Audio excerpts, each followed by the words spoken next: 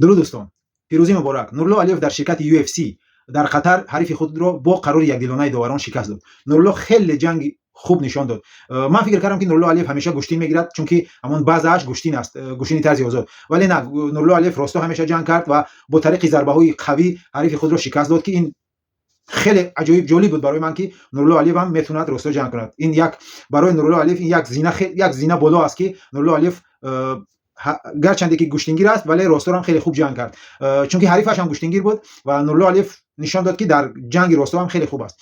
دوستان، در آخر نورالله علیف وقتی دستش بالا کردن اشک چشماش ریخت، چون که به نزدیکی پدرش وفات کرده بود و شاید این اشک شادی هم بود که نشان داد که پدرش رو نشان داد که اینا من بردم و این یک اشک شادی هم بود. خدا پدرش رو رحمت کنه و ما افتخار میکنیم که این طور پسری با ناموس و ملت دوست تربیت کرده است و ما امیدواریم که نورالله علیف در آینده قهرمان UFC خواهد شد، چون که جوان است و فکر کنم که 24 ساله یا 28 ساله است. با فیلم 24 ساله است، خیلی جوان است و آیندهش خیلی خوب است، چون که 11 برد دارد، یگان باخت ندارد. دوستان، نورالله علیف رو در کامنت‌ها تبریک کنید و آرزو نمایید که او دعا کنید که او قهرمان UFC شود، چون که این یک بهترین تحفه بود برای تاجیکان. و وقتی که دانا وایت رئیس UFC این جنگ نورالله علیف رو تماشا میکند، الکی او میبیند که تاجیک‌ها هم خوب جنگ کرده میتونن و دیگر جوانای تاجیک، دیگر ورزشکارای تاجیک رو در سازمان UFC قبول میکند، با اونا سازشنامه میبندد. این هم یک